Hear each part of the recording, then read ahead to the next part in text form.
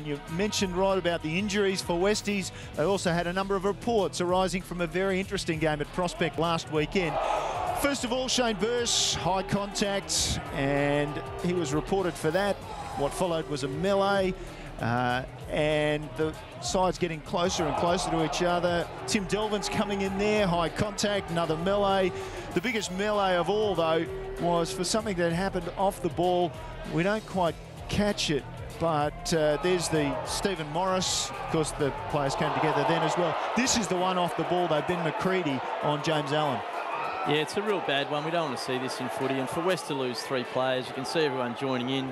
North Adelaide captain's actually down the bottom there getting involved. And it's an ugly sight in footy. Certainly don't like it. It doesn't mean anything at the end of the day. It doesn't affect the result of the game. We need to get better.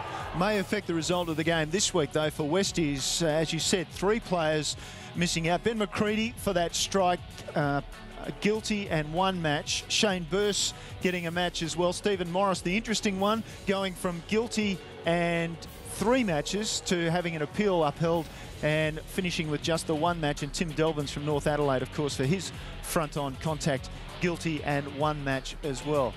Well, down to the boundary, and so does, not only do Westies have that problem of 3 players suspended, they've also got injury issues as well. Yeah, they have got plenty of them, so their depth will be questioned. We just want to have a look at the first injury from last week we're going to have a crack at here is Nat Caruso. Now, if you're looking here, just running into the goal there, has his feet away from him. We'll get another look at it, and then we'll see what results from here. So if you've got a bit of a weak stomach, you might want to just turn away for the moment.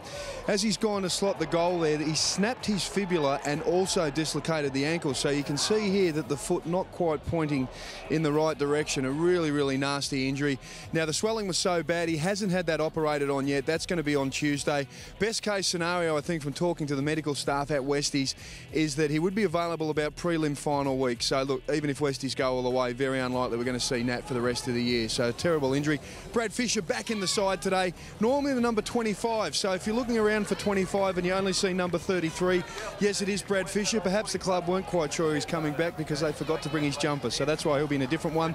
Michael Shearer gets his first crack at league footy after 2 underage best and fairest and the reserves BNF. You can see the banner there for Jimmy Izard in his 100th game. So there are plenty of changes in the West side that beat the Roosters.